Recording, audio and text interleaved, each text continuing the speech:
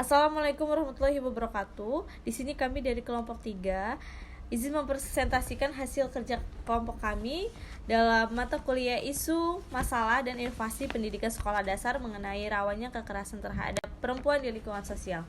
Sebelumnya, kami akan memperkenalkan diri. Saya Nuri Anggria Safrudin sebagai moderator, dan teman-teman saya sebagai pemateri ada Lisa Nurmasari, ada Nikenyola Kurnia Astuti, dan Yunira Harahap. Di sini saya akan menyampaikan materi tentang kekerasan terhadap perempuan masih memprihatinkan. Isu kekerasan terhadap perempuan bukan saja kasusnya yang terus meningkat, namun juga eksplanasi perbuatan pelaku yang dilakukan pada korban semakin tidak manusiawi dan merendahkan perempuan. Tindakan kekerasan terhadap perempuan pun semakin beragam dan bahkan kerap dilakukan secara berkelompok. Kemenko PMK Gufur mengungkapkan dampak dari kekerasan terhadap perempuan bukan hanya fisik, tetapi psikis dan juga mental. Perempuan yang mengalami kekerasan biasanya cenderung depresi dan kesulitan dalam berperilaku sosial. Oleh sebab itu, kata Gufur, pemberian pemahaman perlu dilakukan baik kepada korban maupun kepada masyarakat umum. Wakil Menteri Agama Zainud Tauhid Syahadi menegaskan bahwa kekerasan terhadap perempuan erat kaitannya dengan masalah kemiskinan. Kekerasan bisa terjadi karena dipicu oleh kondisi ekonomi dalam rumah tangga yang kurang baik. Karena itu, ia meminta kepada lembaga pengelola zakat dan wakaf untuk lebih responsif terhadap isu-isu kemanusiaan. Baiklah, materi selanjutnya akan disampaikan oleh rekan-rekan saya. Yang pertama akan disampaikan oleh Yunira Harahap, kemudian Nikenyola Kurnia Astuti, dan Lisa Nurmasari. Kepada para pemateri, saya persilahkan. Di sini saya Yunira Harahap sebagai pemateri 2 akan menjelaskan tentang Lembaga Perlindungan Terhadap Kekerasan Perempuan.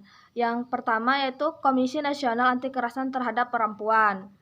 Komisi Nasional Anti Kekerasan Terhadap Perempuan adalah salah satu lembaga nasional hak asasi manusia atau NHRI, National Human Rights Institution, yang berfokus pada penegakan hak asasi manusia perempuan Indonesia. Komnas Perempuan adalah lembaga negara yang independen yang dibentuk melalui keputusan Presiden nomor 181 tahun 1998 pada tanggal 15 Oktober 1998 yang diperkuat dengan Peraturan Presiden nomor 65 tahun 2005. Komnas Perempuan lahir dari tuntutan masyarakat sipil, terutama kaum perempuan, kepada pemerintah untuk mewujudkan tanggung jawab negara dalam menanggapi dan menangani persoalan kekerasan terhadap perempuan. Tuntutan tersebut berakar pada tragedi kekerasan seksual yang terutama dialami oleh perempuan etnis Tionghoa dalam kerusuhan Mei 1998 di berbagai kota besar Indonesia. Lalu ada fungsi dan tujuan Komisi Nasional Anti Kekerasan Terhadap Perempuan, yaitu yang pertama, mengembangkan kondisi yang kondusif bagi penghapusan segala bentuk kekerasan terhadap perempuan dan penegakan hak-hak asasi manusia perempuan di Indonesia. Yang kedua, meningkatkan upaya pencegahan dan penanggulangan segala bentuk kekerasan terhadap perempuan dan perlindungan hak-hak asasi perempuan. Lalu yang tugas dan kewenangan Komnas Perempuan, yaitu yang pertama, menyebarluaskan pemahaman atau segala bentuk kekerasan terhadap perempuan Indonesia dan upaya pencegahan dan penanggulangan serta penghapusan segala bentuk kekerasan terhadap perempuan. Yang kedua, melaksanakan pengkajian dan penelitian terhadap berbagai peraturan perundang-undangan yang berlaku serta berbagai instrumen internasional yang relevan bagi perlindungan hak asasi perempuan. Yang ketiga, yaitu melakukan pelaksanaan pemantauan termasuk pencarian fakta dan penuh dokumentasian kekerasan terhadap perempuan dan pelanggaran HAM perempuan, serta penyebarluasan hasil pemantauan kepada publik dan pengembalian langkah-langkah yang mendorong pertanggungjawaban dan penanganan. Yang keempat, memberi saran dan pertimbangan kepada pemerintah dan lembaga legislatif dan yudikatif serta organisasi-organisasi masyarakat guna mendorong penyusunan dan pengesahan kerangka hukum dan kebijakan yang mendukung upaya-upaya pencegahan dan penanggulangan segala bentuk kekerasan terhadap perempuan serta perlindungan, penegakan dan kemajuan hak-hak asasi perempuan. Yang kelima, yaitu mengembangkan kerjasama regional dan internasional guna meningkatkan upaya-upaya pencegahan perempuan dalam penanggulangan segala bentuk kekerasan terhadap perempuan Indonesia serta perlindungan, penegakan dan kemajuan hak-hak asasi perempuan. Lalu di sini ada peran dan fungsi dalam menjalankan mandatnya Komnas HAM Perempuan mengambil peran sebagai berikut. Yang pertama yaitu A.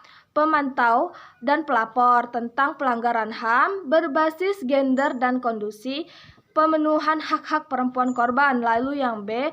Pusat pengetahuan atau Research Center tentang hak asasi perempuan. Lalu yang C. Pemicu perubahan serta perumusan kebijakan. Lalu yang D. Negosiator dan mediator antara pemerintah dan komunitas korban, pejuang hak asasi korban dengan menitikberatkan pada pemenuhan tanggung jawab negara pada penegakan hak asasi manusia dan pada pemulihan hak-hak korban. Lalu yang terakhir ada fasilitator, pengembangan dan penguatan jaringan di tingkat lokal, nasional, regional, dan internasional untuk kepentingan pencegahan, peningkatan kapasitas penanganan, dan penghapusan segala bentuk kekerasan terhadap perempuan. Sekian dari saya akhiri. Wassalamualaikum warahmatullahi wabarakatuh. Baiklah, di sini saya Niken Yola akan menjelaskan bagaimana cara mengatasi kekerasan terhadap perempuan. Yang pertama yaitu menanggapi catcalling. Hal ini tentunya sudah banyak dialami oleh perempuan pada umumnya. Nah, apa itu catcalling? Catcalling ini merupakan perlakuan berupa siulan, seruan, panggilan, ataupun sifatnya verbal dengan tendensi seksual terhadap perempuan yang sedang lewat. Nah, hal ini tentunya sulit untuk dihindari apabila jika perempuan tersebut itu memiliki paras yang cantik dan berpenampilan yang menarik. Nah, tentunya ketika kita mengalami hal tersebut, kita bisa bersikap tegas, lalu tunjukkan ekspresi ketidaksukaan terhadap hal tersebut. Jangan bersikap malu-malu ataupun diam saja, dikarenakan mereka tidak akan berhenti dan mungkin malah semakin menjadi-jadi. Nah, kamu juga bisa memberikan respon seperti membalas komentarnya dengan ketus. Yang kedua yaitu bersikap tegas dan berani memberikan teguran. Misalnya nih, kamu pengguna transportasi umum di mana dalam transportasi tersebut terdapat banyak orang. Kamu harus waspada dan selalu berjaga-jaga akan tubuh kita. Nah, biasanya pelecehan seksual berupa sentuhan pada beberapa bagian tubuh kita dan sebagai perempuan pun rawan sekali terjadi ketika terdapat banyak orang yang berdesak-desakan seperti di bis dan kereta ataupun semisalnya. Nah, jika terjadi hal seperti ini, segeralah berganti posisi dan tegur secara tegas dan lantang agar ia merasa dipermalukan dari orang sekitar mobil ataupun bis ataupun kereta tersebut. Nah, tentunya mereka tidak akan berani lagi melakukan hal tersebut. Kamu juga bisa segera memberitahu satpam ataupun petugas kendaraan umum tersebut agar menurunkannya segera di pemberhentian selanjutnya. Nah, selanjutnya yang ketiga yaitu membekali diri kita dengan pengetahuan bela diri. Nah, kemampuan bela diri yang sederhana itu juga harus diketahui oleh para perempuan loh. Nah, bagaimana juga sebagai perempuan kita harus membela diri kita apabila pelecehan seksual yang diterimanya itu sudah berupa paksaan fisik ataupun mengarah ke pemerkosaan bahkan penculikan. Nah, apabila hal seperti ini, setidaknya kita bisa melakukan perlawanan seperti menendang, mendorong, memukul, dan lain-lain. Tidak harus hebat di dalam berkelahi, tetapi setidaknya kita bisa menjaga diri kita dari tindak kejahatan yang mungkin terjadi yang diawali dengan perlakuan pelecehan seksual. Yang selanjutnya yaitu jangan diam dan langsung melaporkan. Indonesia ini sebenarnya memiliki hukum yang sangat ketat di dalam menindak perlakuan pelecehan seksual apabila ketika tindakan tersebut sudah mengarah pada ranah kriminal. Jadi, kita jangan takut untuk melaporkan pihak yang berwajib. Karena apa? Karena perempuan itu patut untuk dihargai dan dipandang sederajat, sehingga tidak ada yang bisa memperlakukan kita dengan semena-mena, apalagi sampai melakukan pelecehan. Tentunya kita jangan diam, karena hal itu malah semakin membuat para pelaku merasa aman untuk terus melakukan tindakan tersebut. Saya Lisa Nurmasari. Di sini saya akan menjelaskan mengenai contoh dari kekerasan seksual terhadap perempuan usia dini. Contohnya yaitu seorang bapak memperkosa anak kandungnya yang berusia 8 tahun di Semarang hingga tewas. Berita ini kami dapat dari kompas.com. Ini terjadi di daerah Semarang. Seorang ayah di kota Semarang, Jawa Tengah yang berinisial WD berusia 41 tahun ditangkap polisi karena tega memperkosa anak kandungnya hingga tewas. Aksi ini terjadi telah 3 kali, yaitu dilakukan di indekos bapak tersebut. Diduga bapak tersebut telah bercerai dari istrinya sejak tahun 2017. Meski telah berpisah, anaknya tersebut sering mengunjungi indekos orang tuanya atau ayahnya. Hal tersebut terjadi karena ibu dari anak tersebut seringkali mengantar korban ke indekos ayahnya. Korban MP sempat mengalami kejang-kejang usai diperiksa oleh dokter. Hal tersebut terjadi karena paksaan dari ayahnya untuk melakukan hubungan seksual. Lantas korban dilarikan ke rumah sakit, namun tetapi nyawanya tidak dapat ditolong lagi. Korban pun tewas, yaitu pada Jumat tanggal 18 Maret 2022. Menurut Wakil Kepala Polresta Semarang, yaitu AKBP Iga Dwi Perbawanugraha mengatakan pelaku adalah bapak kandung dari korban. Diketahui ibu korban dan pelaku mempunyai 3 orang anak, yaitu yang dua laki-laki dan yang terakhir yaitu perempuan, yaitu NP. Yang melaporkan kejadian ini yaitu ibu korban atau mantan istri tersangka. Mereka tadinya suami istri mempunyai 3 anak. Anak ikut ibunya, tapi masih sering menengok ayahnya di indekos, begitu menurut beliau. Terjadilah peristiwa tersebut hingga mengakibatkan korban berakhir atau kehilangan nyawa atas perbuatan bapak kandungnya sendiri, jelas AKBP tersebut. Terjadilah peristiwa itu. Selanjutnya di sini saya akan menjelaskan dampak kekerasan terhadap perempuan usia dini. Tentunya tidak dapat dipungkiri maraknya kasus pelecehan pada usia dini ini semakin terjadi dimanapun tanpa memandang kondisi. Nah, kekerasan seksual yang terjadi memberikan dampak tidak baik terhadap korban. Tidak hanya itu, bahkan banyak sekali korban yang trauma sampai meninggal dunia. Nah, kekerasan seksual ini merupakan setiap perbuatan yang merendahkan, menghina, menyerang, dan tindakan lainnya terhadap tubuh yang terkait dengan nafsu, hasrat seksual seseorang, dan fungsi reproduksi secara paksa dan tanpa adanya persetujuan pihak terkait.